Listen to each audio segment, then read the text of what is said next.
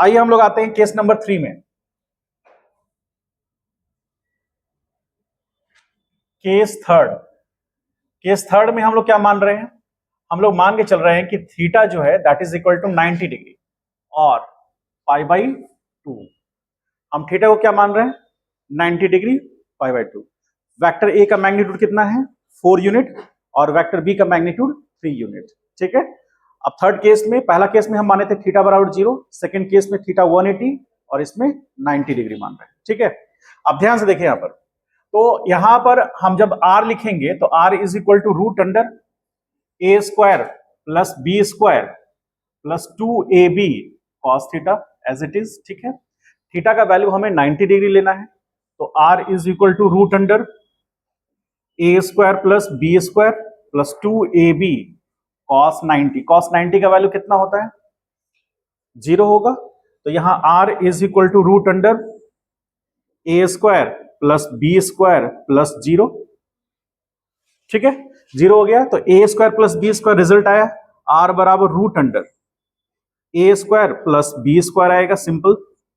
ठीक है, ये आपका फाइनल रिजल्ट होगा।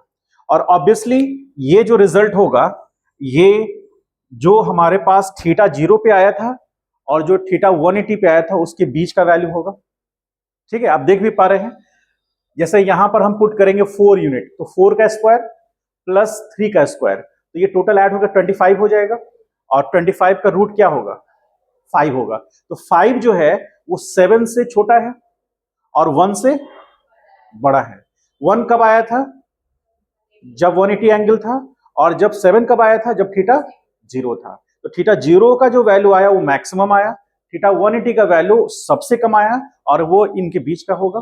ठीक है, तो हम यहाँ फाइनल रिजल्ट निकाले, तो ये हम इसको ऐसा लिख सकते हैं सिंपल। यदि हम चाहें यहाँ तो ऐसा लिख सकते हैं 90। इसका मतलब है कि रिजल्टेंट वेक्टर का मैग्नीट्यूड कितने एंगल पर? 90 डिग्री पर। ठीक है, और 90 थीटा यहाँ पर 90 क्या है? थीटा है। समझ गए? अब तो हम यहाँ रिजल्ट कैसे r बराबर लिखना चाहें तो r बराबर होगा root under 4 square plus 3 square, तो equal to r is equal to root under 25। तो finally r is equal to 5 unit. ठीक है, तो 5 unit which is in between r theta is equal to 0 and r theta is equal to 180। यानी कि theta 180 जो value है उससे और थीटा इक्वल टू 0 के बीच का वैल्यू है। ठीक है, तो हम इसको यहां पर एक कंक्लूडिंग पॉइंट लिख सकते हैं। वो ध्यान में क्या है, देखिए ध्यान से, कि r कोई रिजल्टेंट है, r कोई भी रिजल्टेंट वैल्यू है दैट कैन बी ग्रेटर और इक्वल टू r मिनिमम। ठीक, and that can be less than और इक्वल टू r मैक्सिमम। ये एक जनरल आपका रिलेशन आया तीनों को फॉलो करने पर। तो यहां पर इसको हम ऐसे ड्रॉ कर सकते हैं, इससे आपके 2-3 क्वेश्चंस बन जाएंगे। ठीक है, और आपको पता होना चाहिए आर मैक्सिमम क्या है? तो आर मैक्सिमम यानी कि mod of A vector plus mod of B vector. ठीक, दैट कैन बी ग्रेटर और इक्वल टू किसके? आर, और लेस देन इक्वल ये क्या होगा? Mod of A vector minus mod of B vector. याद कीजिए। ठीक है, होगा। तो ये चीज को हमको इस तरह से भी याद रखना है, ये कहिए या ये कहिए। ठीक है, अब हम इसके रिजल्ट्स पे आते हैं। तो थीटा 90 डिग्री है, तो हम डायग्राम से इसका ग्राफिक देखें तो ये वेक्टर ए होगा, टेल पॉइंट। अब यहां पर ये वेक्टर बी होगा। ठीक है, क्योंकि थीटा कितना है? 90। तो ऐसा डायग्राम बनेगा, पैरेललोग्राम फॉलो करेंगे हम। तो यहां पर ये वेक्टर हुआ, ये वेक्टर हुआ, तो इसको हम बी वेक्टर कह सकते हैं, इसको वेक्टर ए कह सकते हैं। तो रिजल्टेंट बी से पास किया, that is r vector, and r vector is equal to vector a plus vector b. अब ये हो गया alpha and that is beta. ठीक है, अब आपसे इसमें थोड़ा सा हम लोग आगे बढ़ रहे हैं। यहां पर इसमें हम क्या कर रहे हैं कि हम थोड़ा देर के लिए मान रहे हैं कि let mod of A vector is equal to mod of B vector. पहले हम माने थे दोनों का मैग्नीट्यूड अलग अलग है, अब थोड़ा देर के लिए हम मान रहे हैं कि दोनों वेक्टर का मैग्नीट्यूड क्या है, सेम है, और एंगल तो उनके बीच का है 90 डिग्री है, ठीक है। तो यहां पर यदि ये सेम है तो resultant r is equal to होगा root under A square plus A square, ठीक है। अब A square plus A square, अब यहां पर r इज इक्वल टू क्या करेंगे, रूट अंडर 2a स्क्वायर, तो फाइनल वैल्यू r बराबर क्या आएगा, रूट 2 इंटू ए, ठीक है। ये रिजल्टेंट वेक्टर का मैग्नीट्यूड है और एक वेक्टर का मैग्नीट्यूड ये है, और रूट 2 ये कब आएगा, जब दोनों वेक्टर का मैग्नीट्यूड सेम होगा, मॉड ऑफ ए बराबर मॉड ऑफ बी होगा, और उनके बीच का एंगल कितना होगा 90 डिग्री, तब ये रिजल्ट आएगा, ठीक है। ये आएगा this result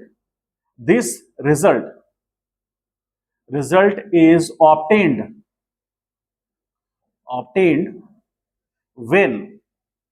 when theta is equal to 90 degree and mod of A is equal to mod of B, ठीक है।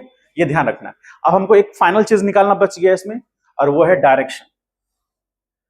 जब हम डायरेक्शन की बात करते हैं तो मतलब हम ये पता करने की कोशिश कर रहे हैं कि रिजल्टेंट वेक्टर फर्स्ट वेक्टर के साथ कितना एंगल बना रहा है और सेकंड वेक्टर के साथ कितना एंगल बना रहा है, ठीक है। तो हमको अल्फा और बीटा पता करना है, तो tan अल्फा यूज करेंगे, तो tan alpha is equal to B sine theta upon A plus B cos theta, ठीक है।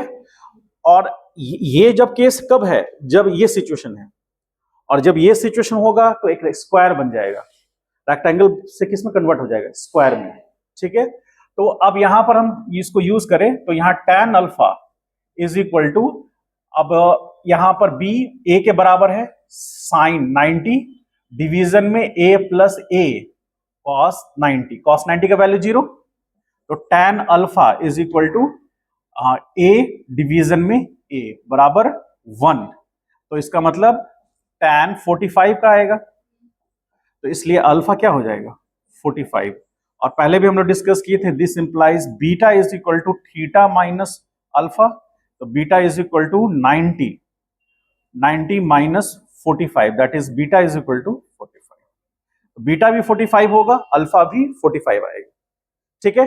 और सिचुएशन डायग्राम कैसा ड्रॉ होगा, देखिए यहां पर ये वेक्टर ए और ये भी वेक्टर ए,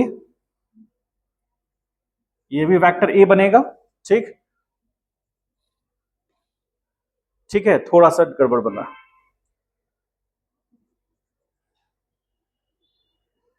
और यहां रिजल्टेंट जो है वो एग्जैक्टली बी से क्रॉस करेगा इसके, तो ये आर हो गया, और ये अल्फा कितना 45, बीटा कितना 45, और ये थीटा बराबर 90 डिग्री, ठीक है।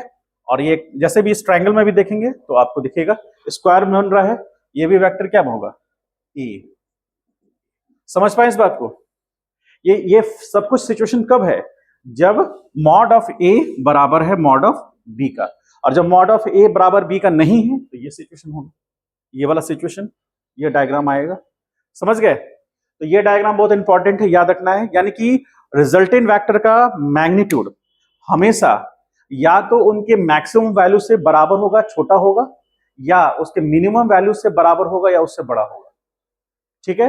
जैसे हम एग्जांपल देके बताए थे आपको, याद कीजिए, जैसे उसी को फिर से रिपीट करते हैं, 4 न्यूटन ये और ये 3 न्यूटन, ऑब्वियसली ये छोटा है, तो नेट फोर्स कितना हो गया 7 न्यूटन। अब इसने डायरेक्शन बदला, 0 से 180 आया, तो सेकंड केस हो गया जिसमें नेट इफेक्ट हुआ, ये 4 न्यूटन 3 न्यूटन, तो 1 न्यूटन से बॉडी इधर मूव करेगा, ठीक। अब थर्ड केस जो ये वाला है उसमें ये 90 डिग्री ऐसे, तो फर्स्ट वेक्टर 14 जो 4 न्यूटन का है, 4 यूनिट का है, वो इधर, और सेकंड वेक्टर 90 डिग्री उसके साथ बना रहा है, तो रिजल्टेंट जो है वो ऐसे पास करेगा, और इनका जो रिजल्ट होगा वो एडिशन से छोटा होगा और सब्ट्रैक्शन से बड़ा होगा।